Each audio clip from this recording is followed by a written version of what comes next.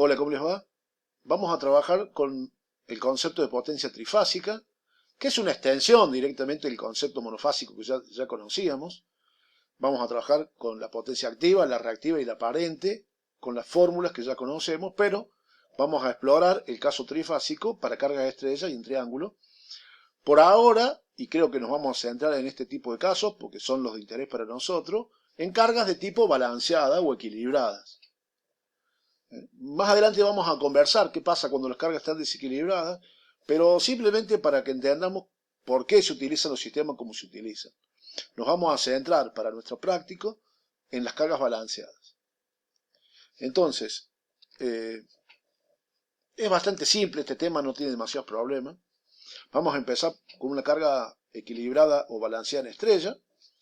Acá la he conectado, digamos, cada una de las cargas. Acá le voy cambiando la forma para que no se esquematicen a esa formita de 120 grados, que es muy esquemático, ¿no? Entonces acá tendríamos tres cargas iguales de impedancia Z, que están conectadas las tres a un punto en común, que puede o no tener conectado el conductor del neutro. Después vamos a discutir por qué se conecta, aunque no sea necesaria explícitamente.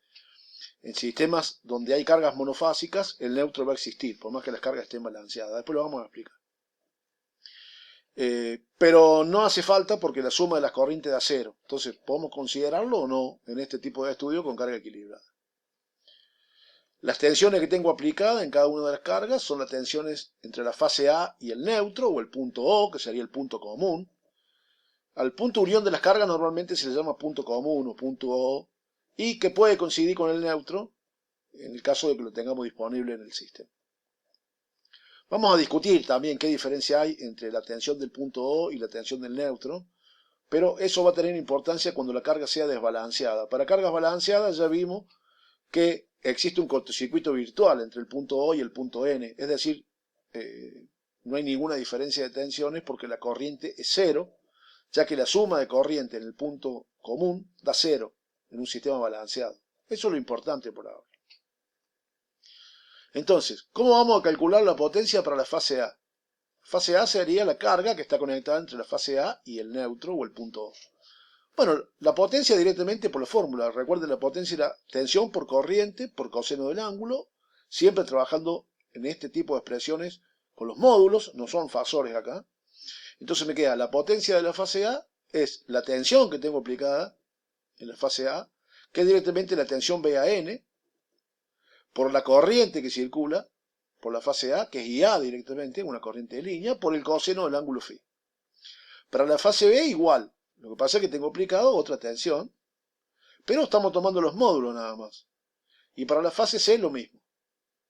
Estas ecuaciones servirían tanto para cargas equilibradas como desequilibradas.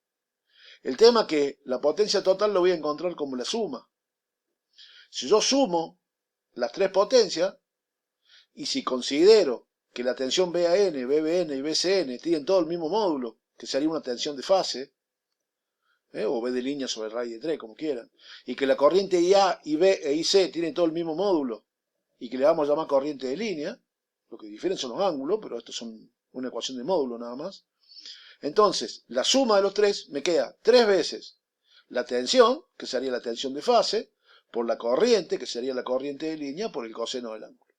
Recordando que la tensión de fase es BL dividido, o sea, la tensión de línea dividido raíz de 3, me quedaría en la ecuación 3 dividido raíz de 3. Pero 3 dividido raíz de 3, directamente multiplicamos y dividido por raíz de 3.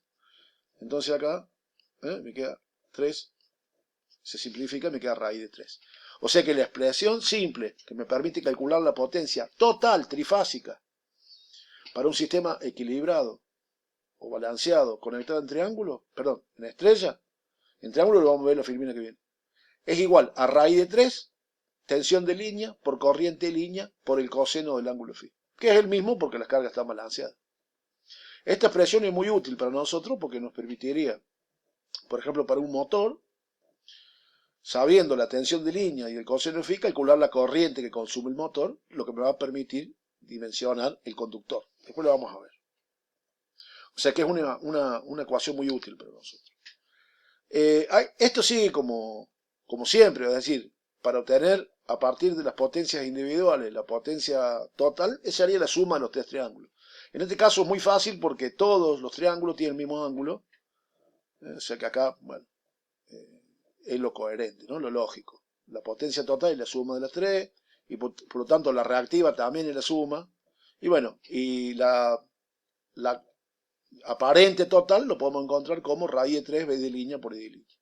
Entonces me quedaría la formulita que ya conocemos, me quedaría expresado como siempre. La total trifásica sería raíz de 3 b de línea por i de línea. P es S coseno phi. Y el Q, siempre hablando de términos trifásicos totales, es igual a S total seno de phi.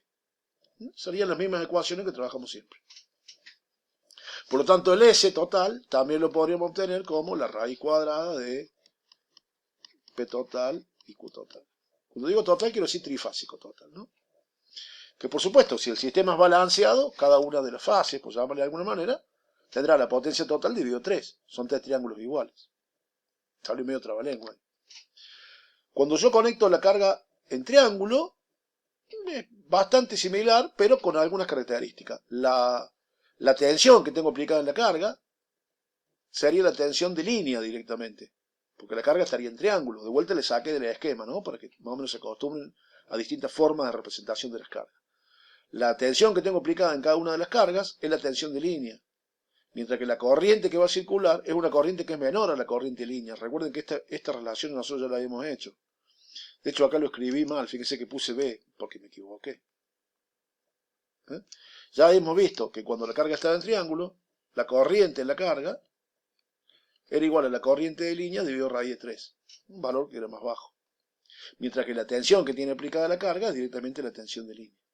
Bueno, la potencia para cada una de las cargas va a ser la tensión B a B por I a B coseno de phi. Para la otra carga BC sería la tensión que tiene aplicada por la corriente que circula por el coseno de phi. Y para la restante sería la tensión que tiene aplicada BCA por la corriente que circula ICA por el coseno de phi. La suma de los tres, las tensiones que tienen aplicadas es directamente la tensión de línea, o sea, saco factor, y después I a B lo puedo pensar como I de línea dividido raíz de 3.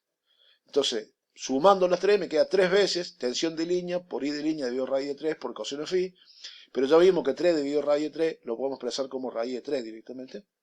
Entonces me queda que la potencia total es raíz de 3 b de línea por i de línea por el coseno de phi. Esta expresión es la misma expresión matemática que obtuvimos para la carga equilibrada en triángulo y en estrella. O sea que, independientemente de que la carga esté en triángulo o en estrella, no importa cómo esté, si el sistema es un sistema equilibrado, que tenga o no tenga neutro, no tiene importancia, aunque esté en estrella o esté en triángulo, el sistema, la fórmula para calcular la potencia es la misma. Si los dos sistemas los estamos conectando a la misma tensión, quiere decir que para la misma potencia vamos a tener la misma corriente de línea independientemente de cómo esté conectada las cargas. Es decir que en un motor no va a importar si está conectada en estrella o en triángulo, sino, o sea, en realidad en el motor tiene alguna importancia que esté en estrella o en triángulo. Después lo vamos a discutir cuando vamos a máquina eléctrica. Pero para una potencia determinada del motor, independientemente que la conexión sea estrella o sea en triángulo, la ecuación para calcular la potencia y por lo tanto para despejar la corriente es exactamente la misma. Es raíz de 3 veces tensión de línea por corriente de línea por el coseno del ángulo de fasaje. No importa cómo esté conectada la carga, siempre y cuando sea equilibrada la carga, ¿no? Para carga desequilibrada esto no se cumple, no va más. Para carga desequilibrada podemos seguir trabajando con las expresiones para cada una de las fases, en los dos casos, ¿no? Si están en estrella, calcularíamos dónde habría que ahora saber cuánto vale B a N e I a los módulos. Habría que calcularlo de alguna manera. Lo mismo para la carga en triángulo. Se calcularían con estas expresiones, pero no se podrían sumar, pero no se podrían sacar factores comunes, porque ya no van a ser comunes. Las tensiones pueden ser distintas, las corrientes pueden ser distintas, los ángulos van a ser distintos. Entonces el caso desbalanceado tiene alguna complejidad, pero básicamente se trabaja de manera similar. ¿Qué pasa con la corrección del factor de potencia? También podríamos trabajar. La ecuación, como ya uno puede imaginar, es exactamente la misma. Lo que pasa es que las cargas, o sea, mejor dicho, la potencia reactiva de los capacitores va a ser una potencia trifásica. no monofásica. Entonces, ¿cómo sería el problema? Una carga trifásica que consume una P activa y una Q reactiva. Un sistema de tipo RL, ¿no? Con un factor de potencia que nosotros queremos corregir, lo queremos llevar a algún otro valor. Queremos pasar de un coseno de phi inicial a un coseno de phi resultante o final o corregido, como quieran. Para calcular el Q necesario, o sea, la potencia reactiva de los capacitores, directamente podemos usar la fórmula que es la potencia trifásica total por la resta de las dos tangentes. Esto ya hemos explicado dónde sale. La única consideración o diferencia entre estrella y triángulo es que cuando está en estrella, la tensión que tiene aplicada el capacitor es una tensión de fase, es B de línea dividido raíz de 3. La potencia reactiva de cada uno de los capacitores es la potencia trifásica dividido 3, porque son 3 capacitores iguales.